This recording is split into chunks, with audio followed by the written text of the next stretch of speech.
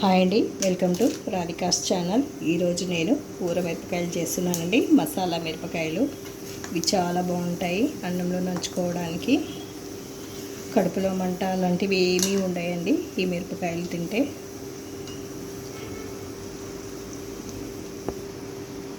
ఇవి ఎలా చేయాలనేది మన ప్రాసెస్లోకి వెళ్ళిపోదాము.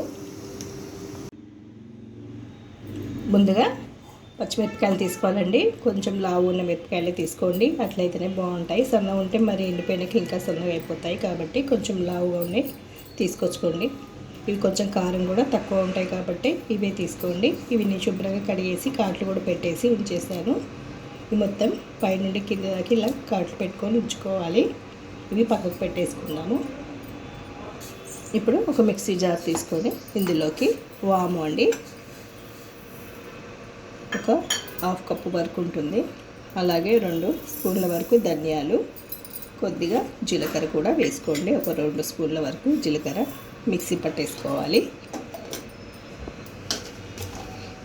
ఇలా మెత్తగా పట్టుకోవాలన్నమాట.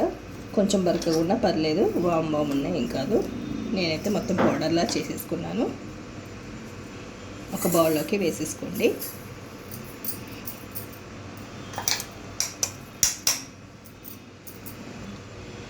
ఇందులోకి రుచికి సరిపడా ఉప్పు కూడా వేసేసుకోవాలి.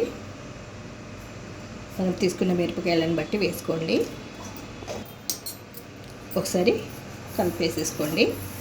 ఇందులోకి పెరుగు వేసుకోవాలండి. కొద్ది వేసుకొని కలుపుకోండి. కొంచెం ముద్దలా అవ్వాలి, పేస్ట్లా కావాలి ఇది. ఇంకొంచెం పెరుగు వేసుకోవాలి.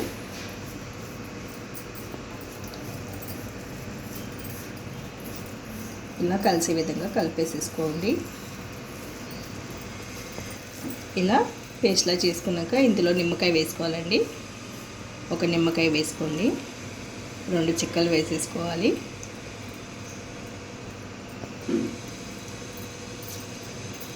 గింజలు తీసేసుకోండి.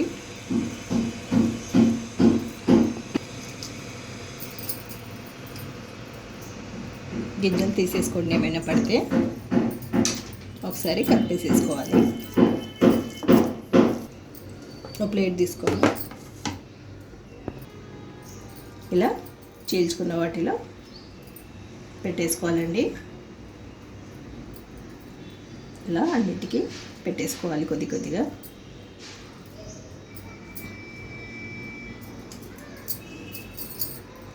కారం లేని మిరపకాయలు తీసుకోండి. బజ్జి మిరపకాయలైనా తీసుకోవచ్చు.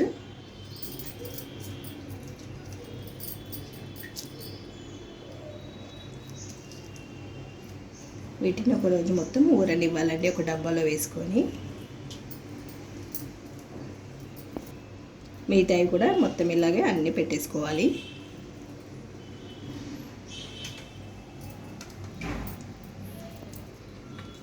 మీరు ఇక్కడ ఉప్పు కూడా ఇందులో పేస్ట్లో ఉప్పు చెక్ చేసుకొని అయినా పెట్టుకోవచ్చండి. తక్కువ ఉంటే వేసుకోవచ్చు. చాలా బాగుంటాయండి ఊర మిరపకాయలు. నా ఛానల్లో చల్ల మిరపకాయలు కూడా చేశానండి. చూడాలంటే కింద డిస్క్రిప్షన్లో లింక్ పెడతాను. చూడాలనుకునే వాళ్ళు లింక్ ఓపెన్ చేసి చూడొచ్చు.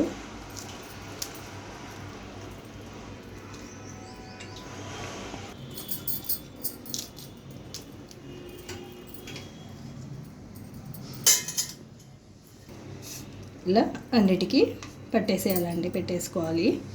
వీటిని ఇప్పుడు ఒక డబ్బా తీసుకొని ఇందులోకి వేసేసుకోవాలి.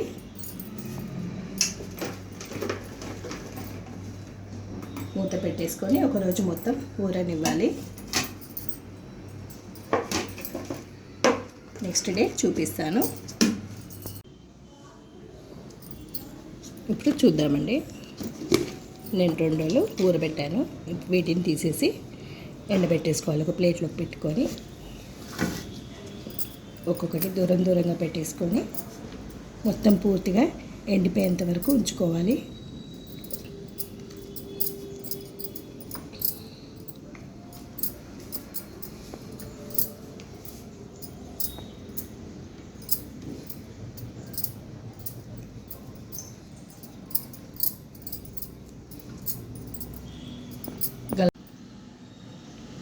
ఇలా మొత్తం ప్లేట్లలో సదరేసుకొని ఎండకు పెట్టేసుకోవాలన్నమాట. మిగిలిన వాటర్, ఇది ఊరిపోయిన వాటర్ ఉంటుంది కదా, ఇది తీసేసుకోవడమేనండి, పడేయడమే. మనకు చల్లమిరపకాయలు ఎలా ఎండిపోతాయి పూర్తిగా అలా ఎండేంత వరకు ఉంచుకోవాలి. ఒక 2-3 రోజుల వరకు ఎండబెట్టుకోవాలి ఎండకు. ఇలా మొత్తం ఎండిపోవాలన్నమాట. ఇప్పుడు వీటిని వేయించి చూపిస్తానండి. ఆయిల్ పెట్టుకొని వేడి చేసుకొని, బాగా వేడి అవసరం లేదండి, కొంచెం వేడి చేసుకోవాలి. బాగా వేడి చేస్తే మనకు తొందరగా మాడిపోతాయి చల్లమిరపకాయలు. ఇలా సిమ్లోనే వేయించుకోండి.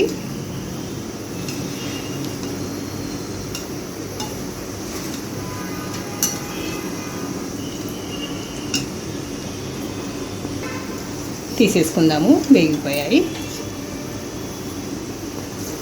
ఇలా మనం చల్ల లేకుండానే చల్లమిరపకాయలు చేసుకోవచ్చండి. మసాలా మిరపకాయలు కూడా అని అంటారు, చాలా బాగుంటాయి.